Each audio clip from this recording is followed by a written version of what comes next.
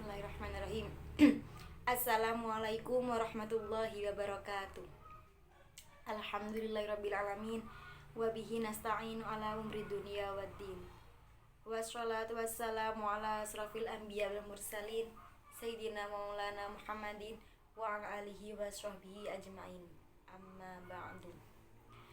Yang saya hormati dosen pengampu mata kuliah Teori Makroekonomi Islam, yakni Gus Dr. Abdul Wadud Nafis LCMEI. Pada kesempatan kali ini saya Karimatun Nisa akan menanggapi video yang berjudul Ekonomi Dua Sektor atau Ekonomi Tertutup Tanpa Kebijakan Pemerintah. Jika secara teoritis itu ekonomi terbagi menjadi 3 macam. Yang pertama itu ekonomi dua sektor atau ekonomi tertutup tanpa kebijakan pemerintah. Yang kedua itu ekonomi 3 sektor atau ekonomi tertutup dengan kebijakan pemerintah. Terus yang ketiga itu ekonomi 4 sektor atau ekonomi terbuka. Tapi pembahasan kali ini itu saya akan membahas tentang ekonomi dua sektor atau ekonomi tertutup tanpa kebijakan pemerintah. Sebelumnya apa sih tentang ekonomi dua sektor itu? Terus bagaimana kita memahami diagram ekonomi dua sektor? Terus dan kita itu akan memahami tentang konsumsi dan investasi gitu. Yang pertama itu saya akan menanggapi tentang pengertian ekonomi dua sektor. Pengertian ekonomi dua sektor itu adalah perekonomian yang terdiri dari sektor rumah tangga dan perusahaan. Jadi, ekonomi ini hanya terdiri dari rumah tangga atau tidak ada pemerintah, tidak atau luar negeri di dalamnya itu.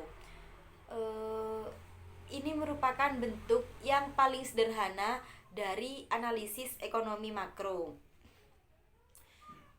Mengenai penentuan kegiatan ekonomi suatu negara, jadi ekonomi itu bagaimana masyarakat itu memproduksi. Lalu masyarakat itu juga mengkonsumsi dan pemerintah itu tidak interferensi baik itu apa yang harus diproduksi dan apa yang harus dikonsumsi, seperti itu. Pemerintah itu juga tidak mengambil pajak dari produksi yang dilakukan masyarakat. Itu tanggapan pengertian ekonomi dua sektor dari saya. Kemudian kita akan mempelajari tentang diagram alir perekonomian dua sektor.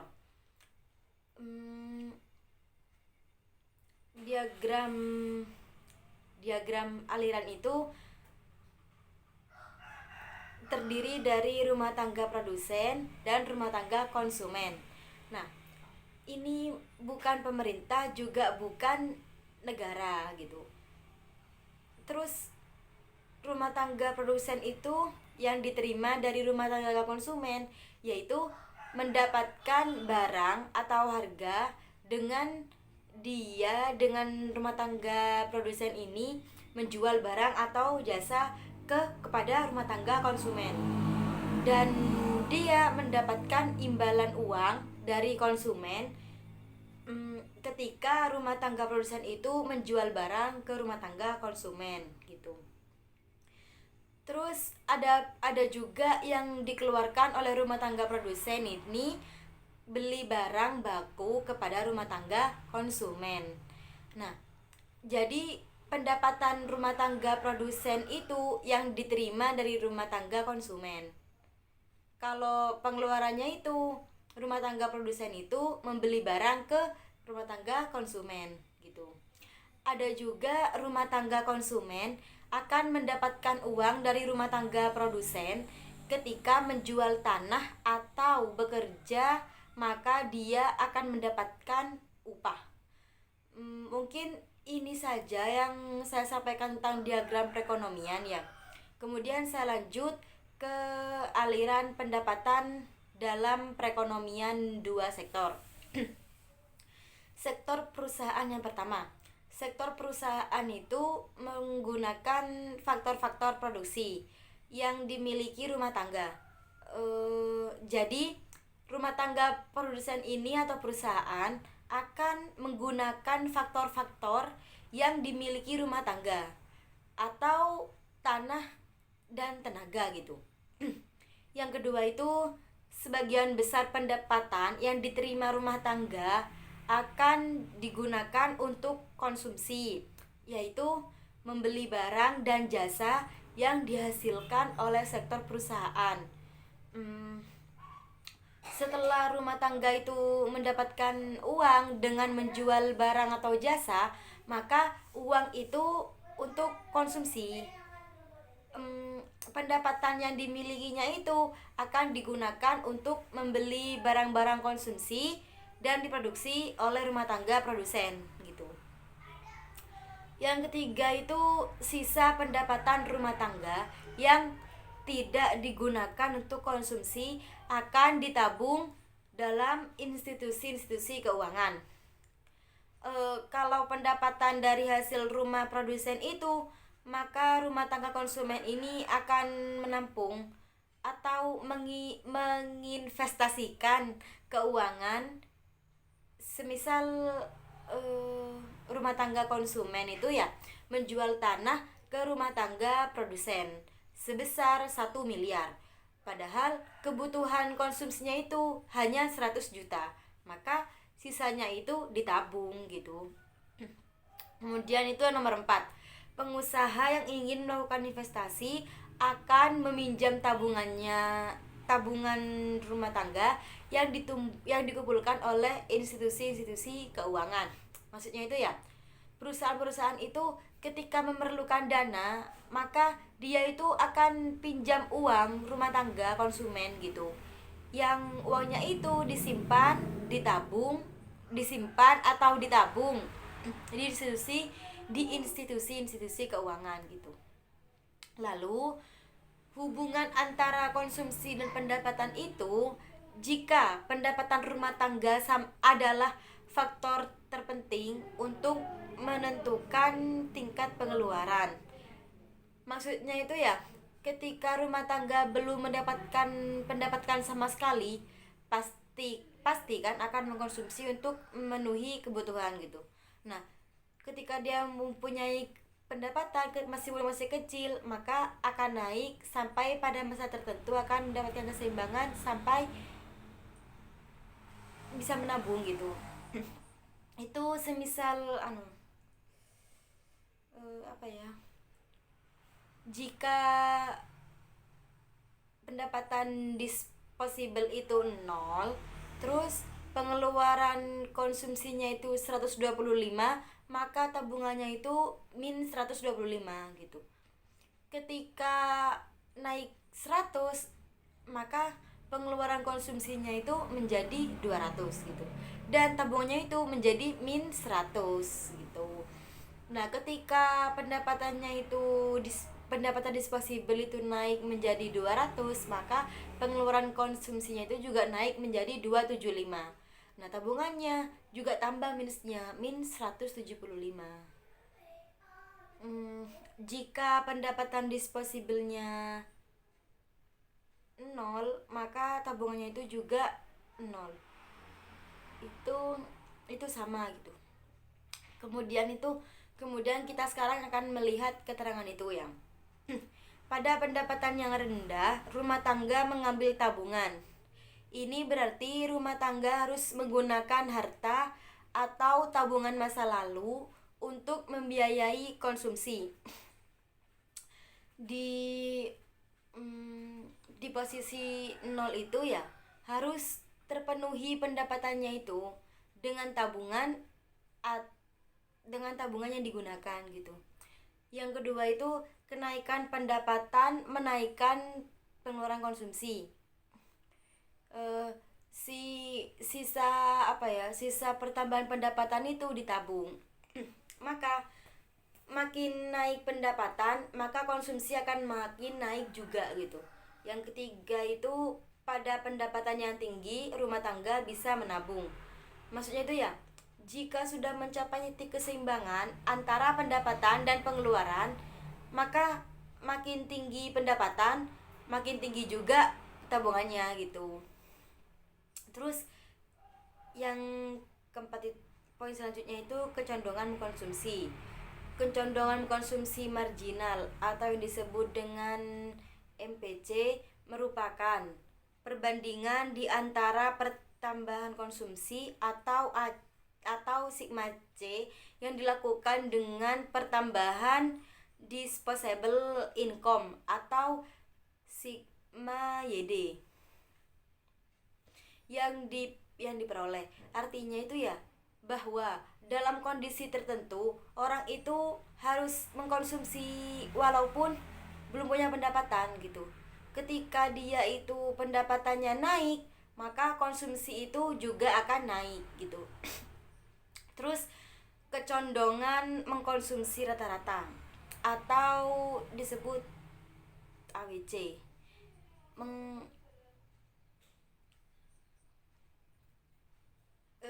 Itu kemudian langsung kecondongan menabung gitu ya.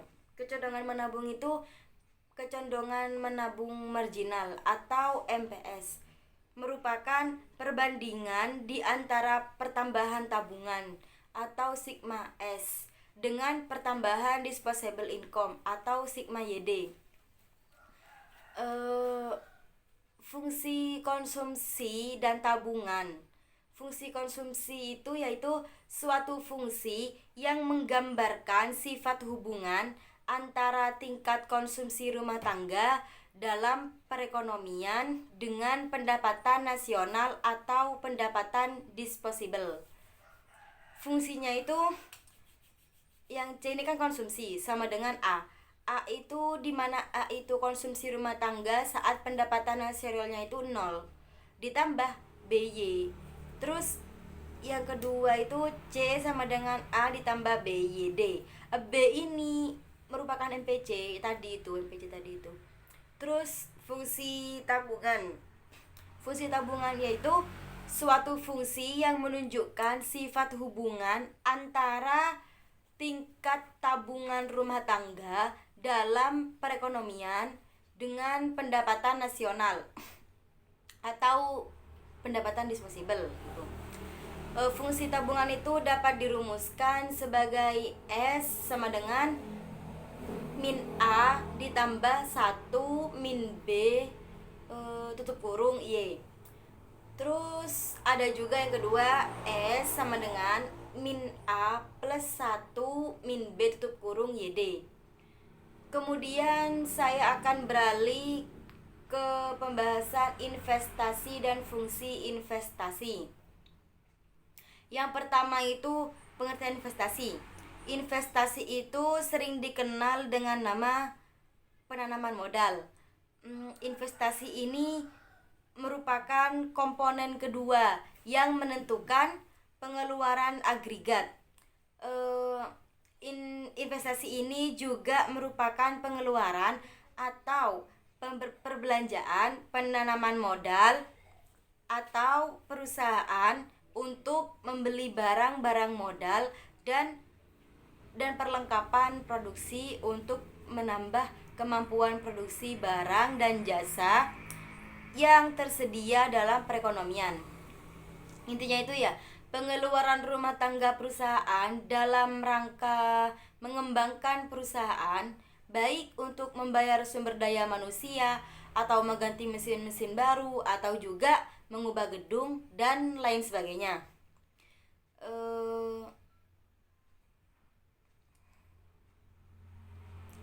Kemudian investasi itu ya meliputi pengeluaran untuk yang pertama itu pembelian barang modal, yaitu mesin-mesin dan peralatan-peralatan produksi lain untuk mendirikan berbagai jenis industri dari perusahaan.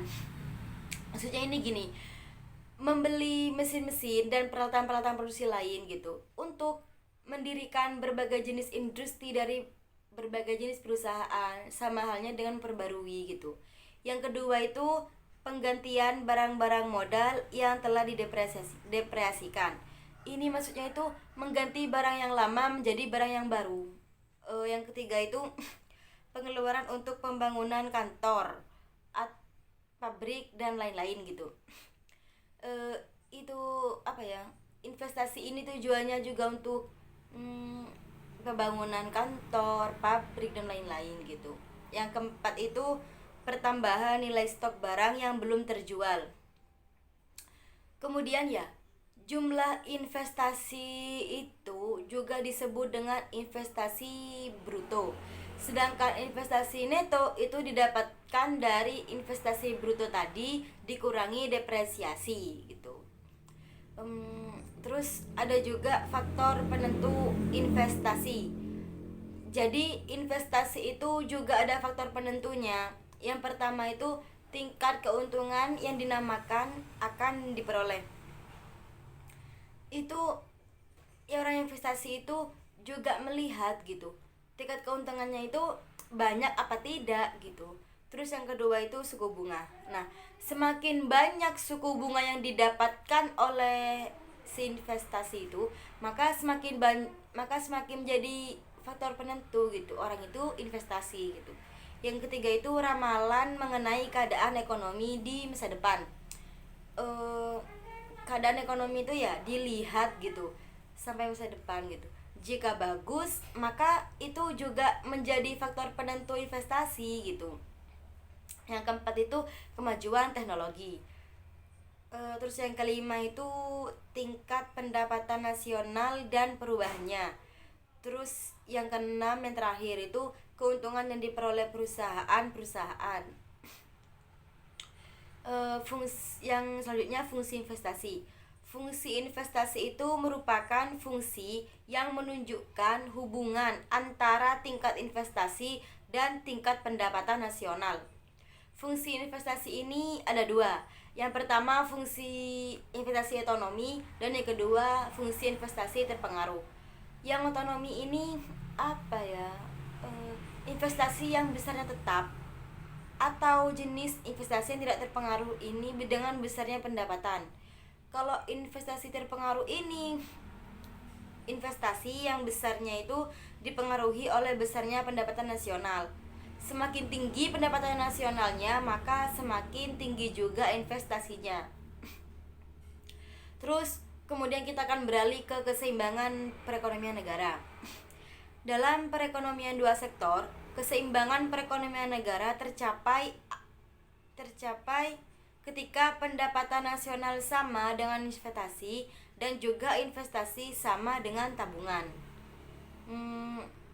Kemudian kita akan memahami contoh keseimbangan pendapatan nasional dalam triliun rupiah. Jika pendapatan nasionalnya itu 0, maka konsumsinya itu 90. Kemudian kayak tadi itu ya, tabungannya itu dikurangi 90. Nah, investasinya itu 120.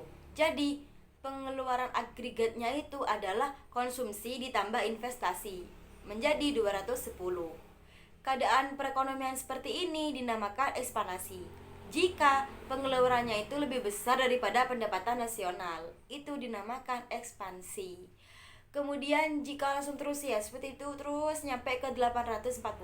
Nah, itu konsumsinya kan 720. Tabungannya 120.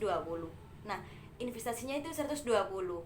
Pengeluaran agregatnya itu konsumsi ditambah investasi menjadi 840. Maka itu akan seimbang.